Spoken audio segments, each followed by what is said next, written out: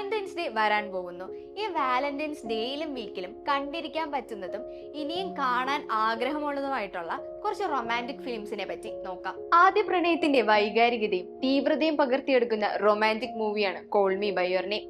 ഒരു ഇറ്റാലിയൻ ഗ്രാമപ്രദേശത്തിന്റെ ബാക്ക്ഗ്രൗണ്ടിൽ നടക്കുന്ന ഈ കഥയിൽ എലിയോ എന്ന 17 വയസ്സുകാരന് സമ്മറിൽ തന്റെ ഗ്രാമത്തിലെ വീട്ടിൽ നിൽക്കാൻ വരുന്ന 24-കാരനായ ഒളിവറിനോട് ഇഷ്ടം തോന്നുന്നു. ലവ്, ഡിസയർ, സെൽഫ് ഡിസ്കവറി എന്നിവ 17 വയസ്സുകാരനിൽ ഉണ്ടാക്കാവുന്ന സങ്കീർണതകൾ ചിത്രം പകർത്തുന്നു. നോർത്തേൺ ഇറ്റലിയുടെ എസ്തെറ്റിക്സ് ഈ സിനിമയിലെ ഓരോ ഫ്രെയിമിലും മനോഹരമായി അവതരിപ്പിച്ചിട്ടുണ്ട്. ഒരു സ്ലോ എസ്തെറ്റിക് റൊമാൻസ് ഇഷ്ടപ്പെടുന്നവർക്ക് കാണാൻ കഴിയുന്ന ചിത്രമാണിത്. എമീലിയ ക്ലാർക്കും സാം ക്ലാഫ്ലിനും പ്രധാന കഥാപാത്രങ്ങളെ അവതരിപ്പിച്ച റൊമാൻറ്റിക് മൂവിയാണ് me before you. Jojo Moyes എന്ന നോവലിസ്റ്റിന്റെ ഇതേ പേരിലുള്ള നോവലിനെ ബേസ് ചെയ്ത സിനിമയാണിത്. വിൽ എന്ന മരണത്തെ കാത്തുകിടക്കുന്ന പാരലൈസ്ഡ് ആയിട്ടുള്ള ചെറുപ്പക്കാരനെ പരിചരിക്കാൻ ലൂ എന്ന ഒരു യുവതി എത്തുന്നു. ലൂ വില്ലിനെ ഇനിയും ജീവിക്കാൻ പ്രേരിപ്പിക്കുകയും ഇതിന്റെ ഇടയിൽ അവർ തമ്മിൽ ഇഷ്ടത്തിലാവുകയും ചെയ്യുന്നു. ഒരു ബ്ലോക്ക് ബസ്റ്റർ തിയേറ്റർ ചിത്രമായിരുന്ന ഇതിന് വലിയ പ്ലോട്ടോ അൺഎക്സ്പെക്ടഡ് ട്വിസ്റ്റോ ഒന്നുമില്ലെന്ന് ക്രിട്ടിസൈസേഷൻ കിട്ടിയിട്ടുണ്ടെങ്കിലും എമീലിയ അവതരിപ്പിച്ച ലൂവും ക്ലാർഫ്ലിന്റെ വില്ലും തമ്മിലുള്ള കെമിസ്ട്രി ചിത്രത്തിനെ കൂടുതൽ റൊമാൻറ്റിക് ആക്കുന്നു. ഒരു ട്രാജഡി റൊമാൻറ്റിക് ചിത്രം കാണാൻ കഴിയുന്നവർ മാത്രം കാണേണ്ട സിനിമയാണിത്. 2004 പുറത്തിറങ്ങിയ ജാപ്പനീസ് ചിത്രത്തിന്റെ റീമേക്കാണ് 2018 ഇറങ്ങിയ അതേ പേരുള്ള കൊറിയൻ ചിത്രം ബി വിത്ത് യു. ഒരു റൊമാൻറ്റിക് ഫാമിലി ജോണർ മൂവിയായ ഇതിൽ പൂജൻ എന്ന കഥാപാത്രം തന്റെ ഭാര്യയുടെ മരണത്തിന് ശേഷം മകനുമായി ജീവിക്കുന്നു. എന്നാൽ മകനോട് അടുത്ത മഴക്കാലത്ത് തിരിച്ചു വരുമെന്ന് പറഞ്ഞ സോവ എങ്ങനെയോ തന്റെ വാക്ക് പാലിച്ച് ഭർത്താവിന്റെയും മകന്റെ അടുത്തേക്ക് തിരിച്ചു വരുന്നു. നല്ല ഹാർട്ട് വാർമിംഗ് ആയിട്ടുള്ള അച്ഛനമ്മ മകൻ ബോണ്ട്, ഭാര്യ ഭർത്താവ് ബോണ്ടൊക്കെ കാണിക്കുന്ന ഒരു സിനിമയാണിത്.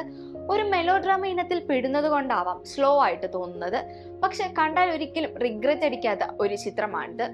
മകുട്ടോ ഷിൻകായുടെ വളരെ പ്രശസ്തമായ Japanese anime romantic fantasy drama മൂവിയാണ് യുവർ നെയിം. ഗംഭീര ആനിമേഷനും കഥയും സൗണ്ട് ട്രാക്കും ഷിൻകായുടെ സിഗ്നേച്ചർ സ്റ്റൈൽ മേക്കിങ്ങും അതിന്റെ ടോപ്പ് ലെവലിൽ കാണാൻ കഴിയുന്ന ചിത്രമാണിത്. സമയത്തിനും സ്ഥലത്തിനും ഒക്കെ അതീതമായി 2 ടീനേജ് കുട്ടികൾക്കിടയിൽ ഇഷ്ടം രൂപപ്പെടുന്നതാണ് കഥ. ചിത്രത്തിലെ ബാക്ക്ഗ്രൗണ്ട് ആയിട്ടുള്ള ലാൻഡ്സ്കേപ്പും സിറ്റിസ്കേപ്പും ഒക്കെ ഇത് കണ്ടിരിക്കുന്നതിനെ പ്രേരിപ്പിക്കുന്നതാണ്. ഈ സിനിമ ഒരു വിഷ്വൽ ബ്യൂട്ടി തന്നെയാണ്. ഒരു ക്ലാസിക് ലവ് സ്റ്റോറി പറയുന്ന ചിത്രമാണ് pride and prejudice. 1918 Jain Austin എഴുതിയ ബുക്കാണ് പ്രൈഡ് ആൻഡ് പ്രജുഡിസ്. ഇതിന്റെ പല അഡാപ്റ്റേഷൻ പല കാലഘട്ടത്തിൽ വന്നിട്ടുണ്ട്. ബോളിവുഡ് സ്റ്റൈലിലും 2004 ഐശ്വര്യ റായെ എലിസബത്ത് ആക്കിക്കൊണ്ടുള്ള വേർഷനും വന്നിട്ടുണ്ട്. നൂറ്റാണ്ടുകൾ കഴിഞ്ഞിട്ടും ഈ റൊമാൻറ്റിക് സ്റ്റോറിക്ക് ജനപ്രീതി ഏറെയാണ്. 19ാം നൂറ്റാണ്ടിൽ ഇംഗ്ലണ്ടിൽ വെച്ച് നടക്കുന്ന ഈ കഥയിൽ എലിസബത്ത് ബെനറ്റ്, ഡാർസി എന്നീ 2 പേർ കണ്ടുമുട്ടുന്നു. ആദ്യം കുറച്ച് പൊരുത്തക്കേടുകളും മുൻവിധികളും ഒക്കെ ഉണ്ടാവുന്നെങ്കിലും അവസാനം അവർ പ്രണയത്തിലാവുന്നു. ഒരു റൊമാൻറ്റിക് രാത്രി കണ്ടിരിക്കാൻ പറ്റുന്ന ഇതിനേക്കാൾ നല്ല വേറൊരു സിനിമ കാണില്ല.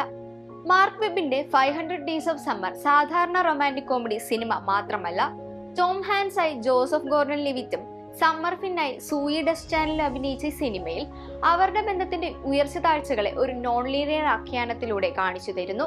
ഒരു റൊമാൻറ്റിക് മൂവി മാത്രമല്ല ഇത്, ഒരു ഓർമ്മപ്പെടുത്തൽ കൂടിയാണ്.